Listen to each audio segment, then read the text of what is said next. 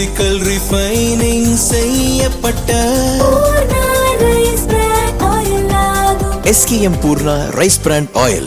பாகிஸ்தான் ஆக்கிரமிப்பு காஷ்மீர் பகுதியில் கூட்டு அவாமி அதிரடி குழு தலைமையில் வெடித்த மக்கள் போராட்டம் விஸ்வரூபம் எடுத்துள்ளது. முசாஃபராபாத், ராவலகோட், மிர்பூர், கோட்லி மற்றும் பிம்பர் உள்ளிட்ட பாகிஸ்தான் ஆக்கிரமிப்பு காஷ்மீரின் முக்கிய நகரங்கள் போராட்டக் களமாக மாறிவிட்டன.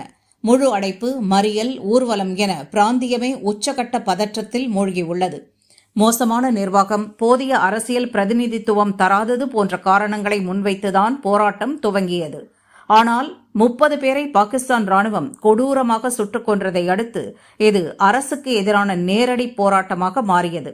இதனால் பயங்கரவாத எதிர்ப்பு சட்டத்தின் கீழ் அவாமி அதிரடி குழுவை தடை செய்யப்பட்ட அமைப்பாக பாகிஸ்தான் அரசு அறிவித்தது. இருப்பினும் போராட்டம் கட்டுப்படவில்லை, மாறாக தீவிரமடைந்துவிட்டது. நேற்று ஒரே நாளில் 1.5 லட்சம் பேர் வீதியில் இறங்கி ஊர்வலம் நடத்தியதால் மொத்த ஆக்கிரமிப்பு காஷ்மீரும் ஸ்தம்பித்தது. பாகிஸ்தான் அரசால் போராட்டத்தை சகித்துக் கொள்ள முடியவில்லை. ஏற்கனவே 30 பேரை சுட்டுக் கொன்ற நிலையில் நேற்றும் போராட்டக்காரர்களை குருவி சுடுவது போல் சுட்டுத் தள்ளியது பாகிஸ்தான் ராணுவம்.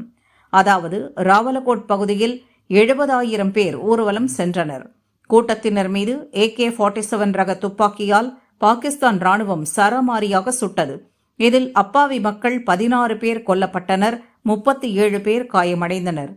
ஒரு பக்கம் போராட்டக்காரர்களை சுட்டுக் கொன்றுவிட்டு பேச்சுவார்த்தை நடத்த அரசாங்கம் அழைப்பு விடுத்துள்ளது.